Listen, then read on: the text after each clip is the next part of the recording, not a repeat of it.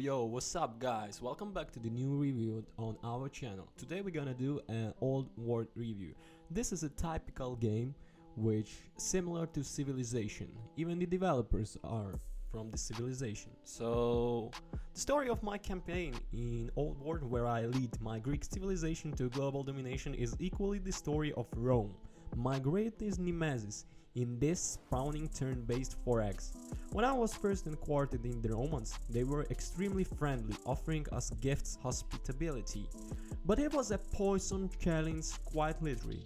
As sickness spread and Roman gestures of friendship were the source. I demanded justice and compensation. Rome only wanted war. It would take nearly 200 years until I got my revenge. It was not a single continuous war.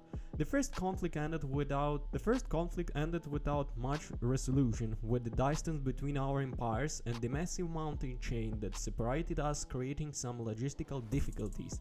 There were still battles, certainly costing both of us more than faceless soldiers. Family members, revered generals and close friends also lost their lives. And between the wars were heated diplomatic meetings and more than a little bit of espionage, which again cost the lives. I'll never forget myself for sending my good pal Confucius, the Chinese philosopher, to inflate Roma, where he spent a couple of years before he was murdered. On one occasion I even sacrificed my hairs to the eternal graduate. It's rather fitting that after all that loss and rage, the fall of the Roman Empire also marked my victory over the old world itself. But I'm getting ahead of myself.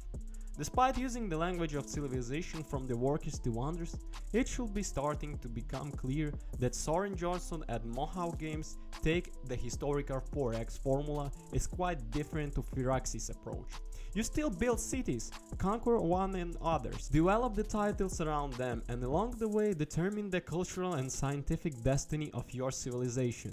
So there are plenty of important similarities, which would not be a surprise given that Johnson was also the leader design of Civilization 4, as I mentioned before. But Old World feels like a meaningful evolution, and it's extremely welcome one. The most notable advancement is undoubtedly the importance placed on the people. Like Crusader Kings, you are not an immortal ruler leading your people from the birth of civilization all the way to space, race and beyond. Instead, your famous starting ruler will eventually die. When Philip II left his mortal coil, the empire passed to his son, Alexander, who became known as Alexander the Noble. Sadly, he didn't do enough to earn the great moniker, who then left his daughter 40 years later. You got heirs and succession laws to worry about, as well as a court full of potential friends and enemies. As the name suggests, Old World sticks to antiquity, slowing down civilization pace to allow characters to make an impression. It will be pretty tough to do that if even turn move things forward by decades. Your friends and enemies will be hanging around for a long time, as long as something untoward doesn't happen to them. These courtiers, generals and other important folk grow and react, increasing their attributes to become more charismatic or disciplined, while also picking traits like wanton and shimmer. They have affairs, illegitimate children, and can plot demise to the other characters, including the ruler. In the mid-game, I found myself playing a particularly talented king, beloved by his people, and the triumvirate of influential families constantly vying for power and attention. His uncle, however, was decidedly not a fan. Years before, when I was playing as his father, I encouraged certain unpleasant traits in my son, which benefited me at the time. I had no idea I was creating a nephew killer. When it came to the reap what I sowed, I had some regrets. Much of this plays out through engaging event pops up, typically giving you multiple options that depend on your traits and resources. You can get to decide how children are educated, how you react to the diplomatic insult, or what to do with the possibly magical sword that just dug up. I opted for a stunning occult and changing them admission to see a fancy blade. Often you won't see impact for years, so there is always surprise around the corner. This all contributes to a sense that you are truly shaping your own civilization, and in ways that go beyond changing some stats. Slavery, for instance, grows up in both Old World and Civilization, but how it impacts both games is quite different. In Civ 4, for instance, it lets you sacrifice part of your population to rush a construction project. In Old World, however, it becomes a topic that's up for debate. You might find that your people have to come to their senses and want to abolish it, encouraging you to talk out the grotesque institution. If only the UI did a good job of keeping track of his stuff. It can be jarring to go from the flavor event text to abstract, soulless numbers that the UI boils them down to. It's overwhelming and it's just not that informative.